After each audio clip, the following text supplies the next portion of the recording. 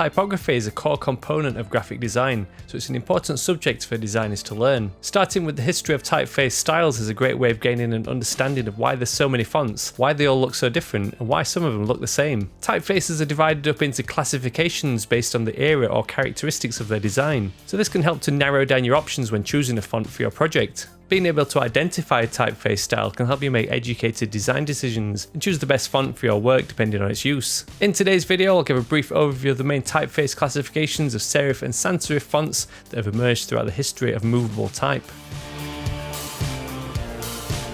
In the Middle Ages, books were hand-lettered in the Gothic style that had been developed by scribes, until the invention of the movable type press by Johannes Gutenberg.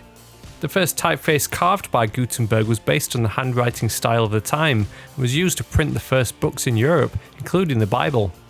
There's a whole series of subcategories of blackletter typefaces, each with its own characteristics, but they're all based on the original calligraphic style with tall, narrow letters and sharp, angular lines. Fonts such as Gutenberg and Fracture are popular modern interpretations of the first print typefaces.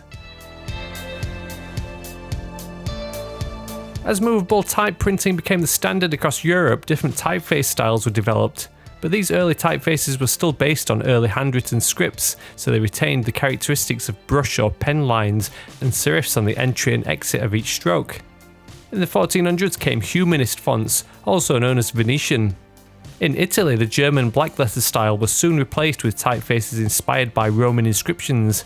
Still based on hand lettering, these fonts have the characteristics of angled crossbars on the letter E and a high stress which relates to how a scribe would hold a pen. Centaur and Jensen are modern fonts of the Humanist style. These then developed into Old Style, aka Garald, in the 15 to 1700s. With typefaces now being carved to form printable fonts, typographers began to experiment and design their own type rather than mimic existing scripts. Fonts such as Garamond and Gaudi Old Style are from this era and are characterised with a move towards more upright letters and straighter crossbars compared to the previous Humanist typefaces, as well as more variation between thick and thin strokes. Sometime in the 1700s they moved into Transitional or Realist styles. The trend of more upright letters and greater contrast in strokes continued into the Transitional era, which is the period between Old Style and modern font designs. Transitional fonts such as Baskerville are more elegant with broad strokes becoming much thinner within the character, and the stress is now perfectly vertical. Fonts from the 18th century that took the type design trends to the max are known as DIDONE or modern. These typefaces have extreme contrast with broad strokes reducing to thin hairlines, along with unbracketed serifs that abruptly change from thick to thin without a transitional curve. DIDONE and DIDONE are two of the most recognisable DIDONE typefaces.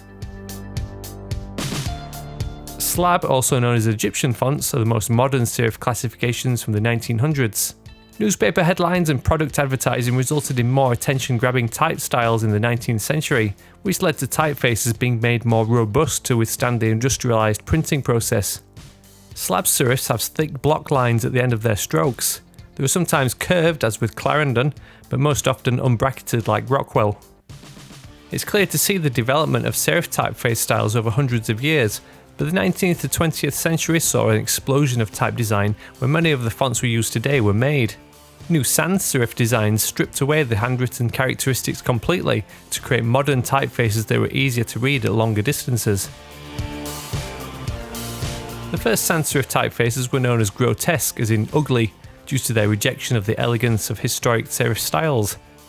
Some grotesque fonts have a double story layout for the letters G and A, as seen in Franklin Gothic. There's also a little flair left over from the serif era, with early grotesque fonts having a little contrast in their strokes. This style then evolved into Neo-grotesque. Neo-grotesque is a subclassification of grotesque typefaces, which refers to the later designs from the 1900s. These fonts completely abandoned the traditional characteristics to make them simpler and minimalistic. There's little or no contrast in the strokes, and the terminals are usually perfectly straight, giving them more of a geometric appearance. Helvetica and Univers are some of the most popular neo-grotesque typefaces.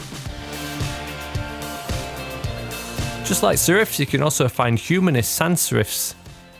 While some typographers were crafting neo-grotesque typefaces, others still wanted to retain some elements of human writing, so Humanist sans serif typefaces also emerged in the 1900s. Similar to Humanist serifs, this style includes some stroke modulation to give the letters a friendlier appearance. Gill Sans and Optima are popular Humanist sans serif fonts. And that leads us on to the most recent of typeface classifications, geometric. Just like modern serifs, geometric typefaces are the result of taking the design trend to the edge. Geometric fonts go a step further than neo-grotesques with their simplicity by basing the letter forms on geometric shapes. These fonts are ultra-modern, but their structure makes them awkward to read, especially in lowercase. Futura and Avant-Garde are great examples of this style. So if you enjoyed this video and want to check out more of my font related content, watch this video of my top fonts with the sexiest ampersands.